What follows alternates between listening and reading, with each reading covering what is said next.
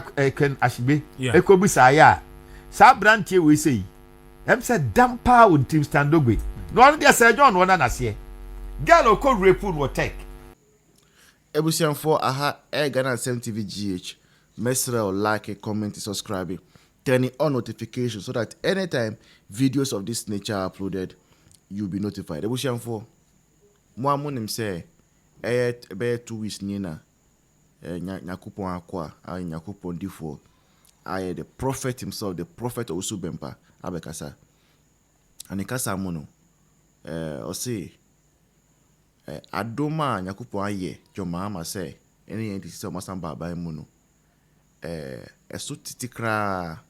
say every day nice uti and the way nyama second no yan share ya NDC they are on their way out as on be floppy aban be floppy okasa se nyina na nkofo bebre communicate nkofo bebre kasa say there be we dey say we dey ankanya prophecy and say when you look at even nyama NDC 4 year nyina no we tell say go forward power is getting to their heads enche bia on be free aban mu adentia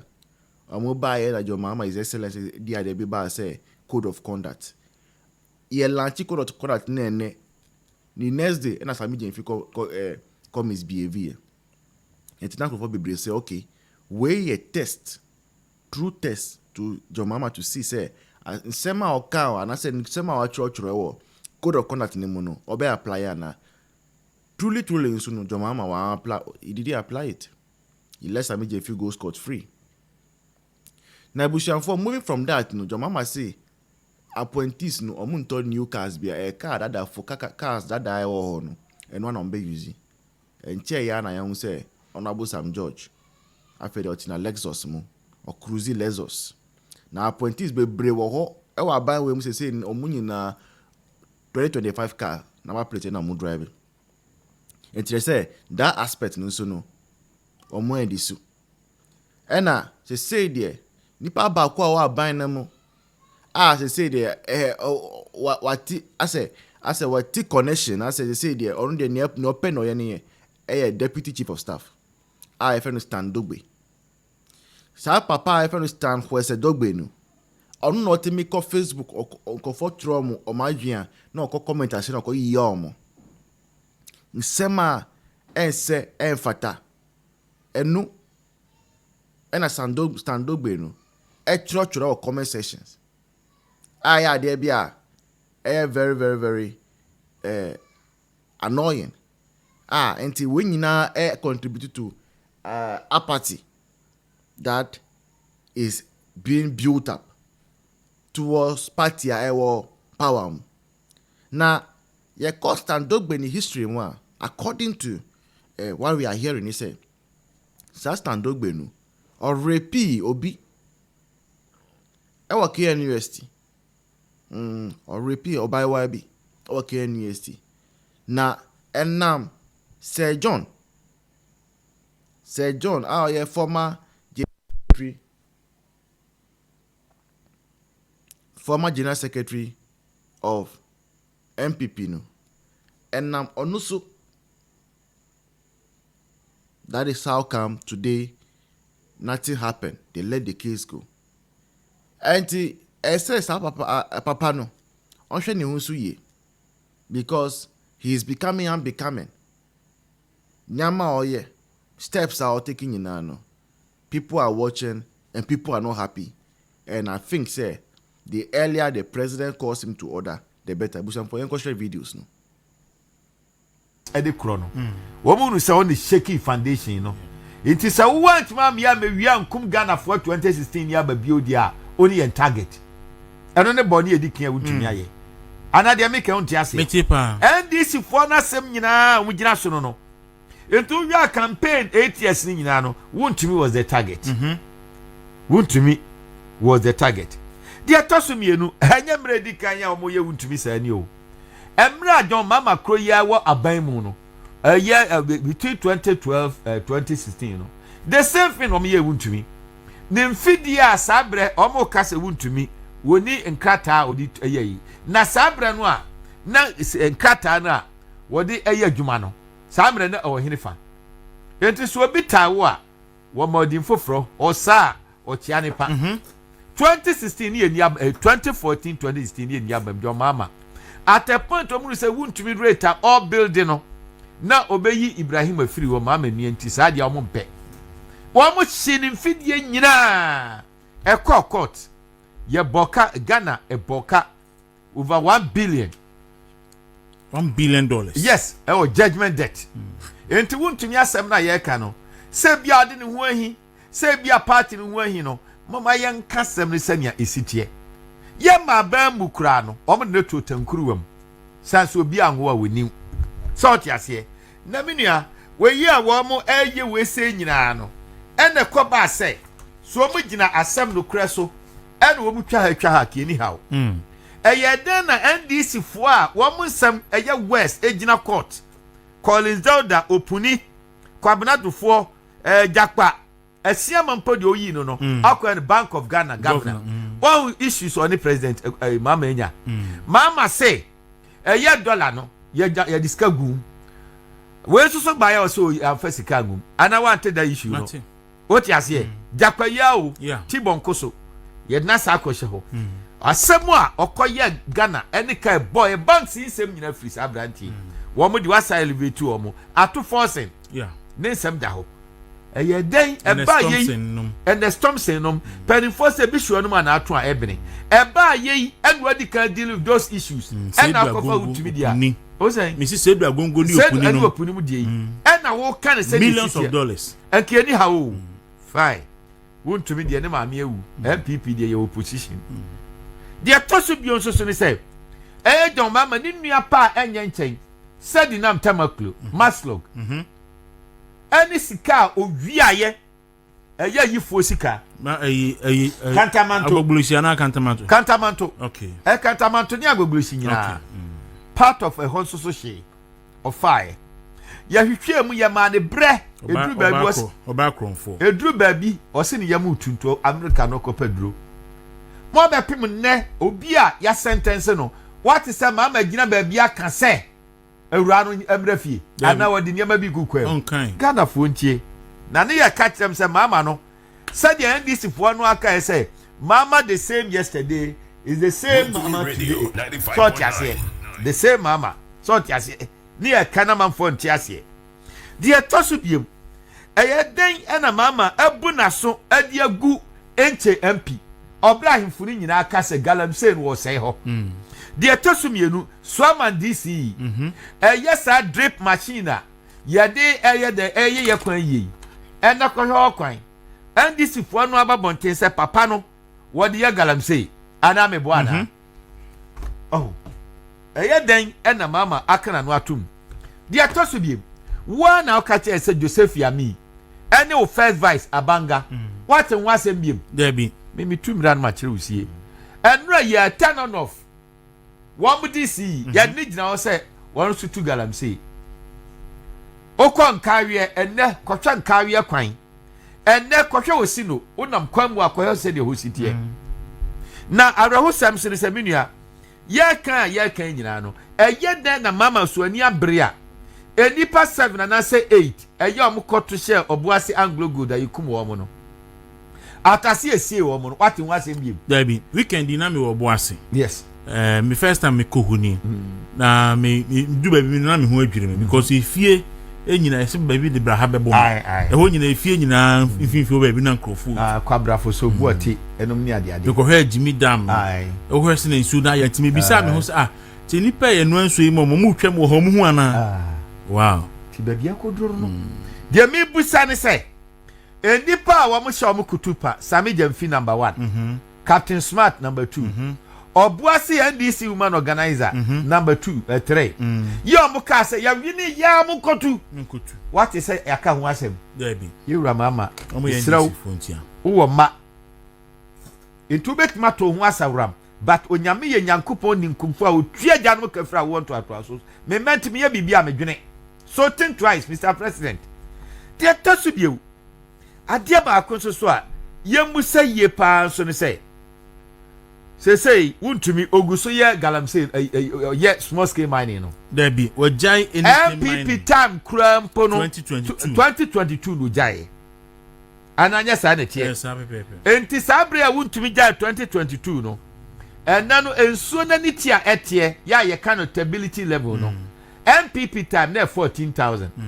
enna wo mo hwe ensuo so say akodru over 30,000 I say 94,800 say me kra me yetiti enna ne kala no kokko no yes eno so na ka highest no 100 yes but you see eno so na be 5,000 me das nti wodi nsuo ne ta ho be bosome ennan kra ani ntimente nti wuntumi enuguso ye enya da betwa obeto bo atwa fra wo ena papa kane na do ma hene bo no ho staff hene se ni krum yi ntu galamsi ho enne ye tu galamsi ho ni krum ye tu bi wo bole ya pe bole de ye tu ya che enya bole ne da mama ko gina on fere ade ko gina achimfie ko ka se galamsi you know sada no onu ani krum bole dollar power nipa 120 ekolapse wi yeah ai galamsi ko gu wo mso enya mama time no ena soja ni ofra simfusu mo ba fan so ko kan dissect no mo ko hwe galamsey yi o mo ko ade bo apa bo ni tuo wono de oye akanni nti no mama nka ho hwe ba ye ba ya mejo mama sem ba yi no munim se ni si ye no asonye so ti ase fe no to nchen de tosu biu ya mpese bibusa pa ni se hwe kofo enya maye no na one of the places akọ square dey pa central region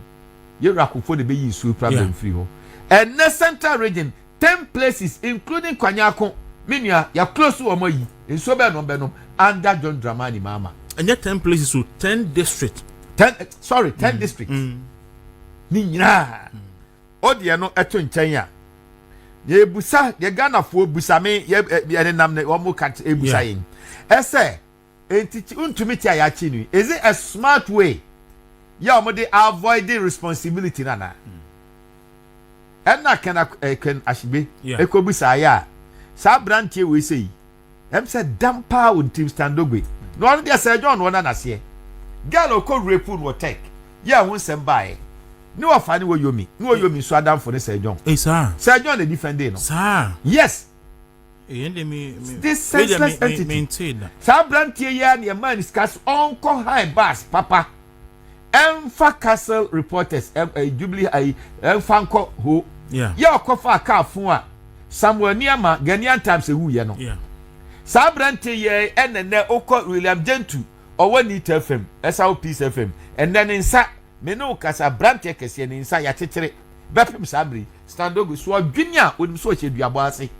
sa brante ye ena brante ba kefro ne ya Kasim me ne no ena na Exadio Kings na me ye head of department head of department you are teaching English and you nyina samba legon the same year owie no so okọ GBC ono na standard ko je na yi e the ball form no and to such a person say mama obe fan say or your deputy chief of staff wa totobi kwa yi a odaban kwa mfie anya hwe kura no oye liter osaba bio no and she's conducting herself for now there yente nka Dilo Zebra yente nka but oye no was me mo betra no mape akwa na waseye no o meka omu no ni atem but minia omu de mampaye ni nyame pani awie ya yi a minia abani de for already lost it is an yadini se hunu ni nkrasesam a wo mu ya no 2024 election no wo mu nya careful they know they've lost abanya wo ka kire ye say wo be de pad besiaba e bebre nkra menam nkra se nyina se pad ni bia nko ho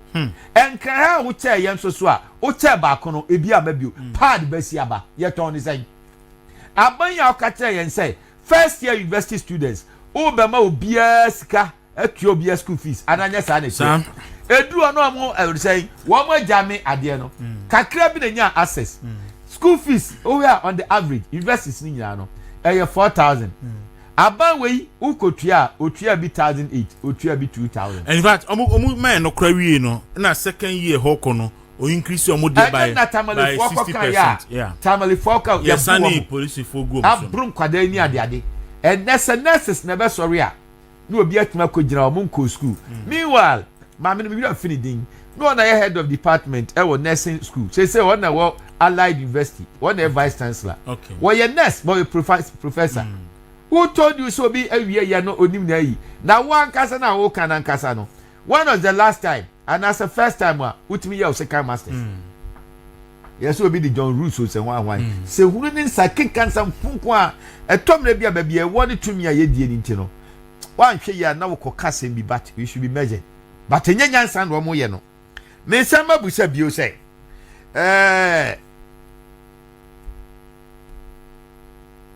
deɛ Ghanafoɔ busa ne sɛ ɛnɛ nea Jomama oye yi no ɛyɛ gold a ɔde ama n'abusuafoɔ yɛ asame gyamfi anya hwe kura no yɛnim kura lawyer fo akwa he was my student lawyer fo akwa he was my student same gyamfi wi law school ja ba lawyer fo akwa wote ne nka tum sɛ yɛtete no onyansa waben wo wie ya kraman asɛm kura nkodi bi wɔ court oti bi da yɛde wakɔto gold board no sɛ hwɛ so mabusuafoɔ ɛna wɔyɛ pompram sɛ Ghanafoɔ busa sɛ de mama ɔyɛ ne wuntumi deɛ no ɛno na ɛbɛma Ghanafoɔ no sɛ ɔka no kora na yɛdi kan na ɔsɔfoɔ do baeɛ wɔse bɛma wɔ akoma pa wɔsa akɔso da ebie wa wɔse tumi anyame de mama no kwaa na ɛkɔ fam ɛnyam nam kai wusu bɛmpa ana mebo ana wɔse tumi no kwaa na ɛkɔ fam NDC fo am ya campaign the so-called ifo anam ya nya obia e ka mo asem na de mo nwene so ti ase odia no so eto nkyɛn ya menua ade ba ko a yapa wo aman wo so 95.9 wakɔfa tibonko so ɛne akrɔmfo binom ne nka so mu nyina wakɔfa tibonko so ɛne akrɔmfo binom ɛne oduoma begu o mai so na kyese wɔn mu yɛn deɛ wɔn pɛ ɛna wɔn yɛ badminia bibia wɔ ne brɛ bibia ɛwɔ ne brɛ o ti aseɛ wakɔfa akrɔmfoɔ ebinom ɛne tibɔnko so